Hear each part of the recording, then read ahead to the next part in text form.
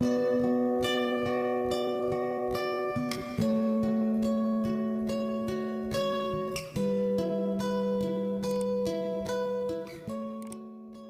ada sebagian dari kita yang belum pernah mendengar dan mengetahui siapa Syawana itu.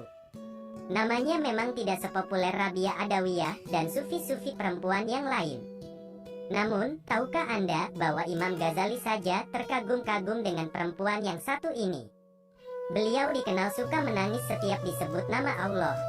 Beliau adalah Syawana, tinggal di Ubula pinggiran sungai Tigris Persia. Beliau diperkirakan hidup sezaman dengan Fudail bin Iyad. Bahkan, satu riwayat mengatakan Syekh Fudail bin Iyad pernah berkunjung ke rumahnya untuk meminta doa. Namun, sebelum menjadi sufi, Syawana adalah seorang perempuan yang hampir setiap hari pergi ke tempat-tempat hiburan. Suatu hari, ia bersama budak-budak wanitanya berjalan di salah satu gang di Basrah. Ketika sampai di depan pintu rumah, ia mendengar suara teriakan. Ia pun berkata, "Subhanallah, begitu memilukan. Suara apa itu?"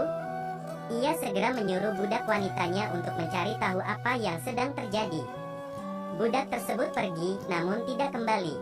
Ia kembali menyuruh salah satu budak wanitanya yang lain untuk melihat apa yang sedang terjadi.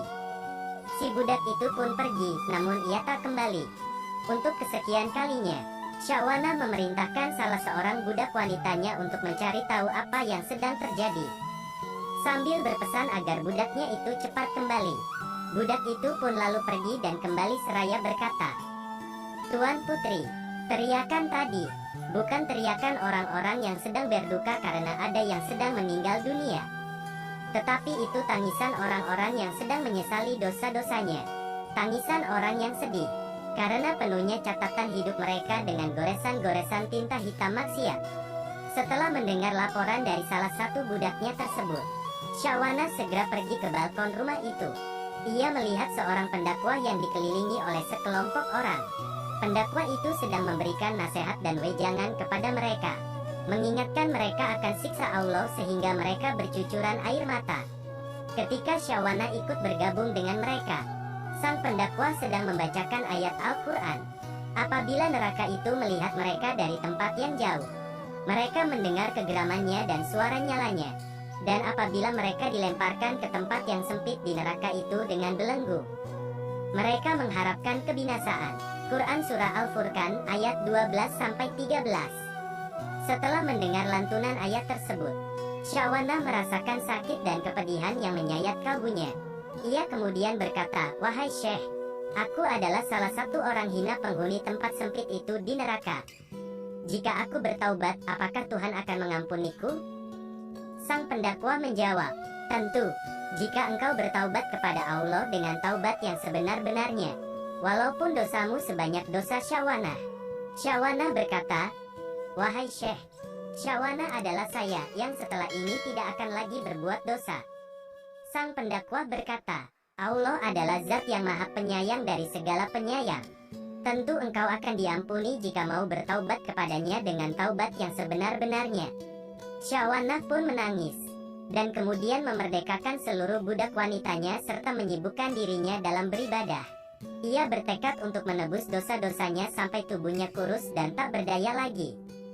Pada suatu hari, ia memperlihatkan tubuhnya sendiri dan menyadari bahwa tubuhnya itu telah kurus dan lemah.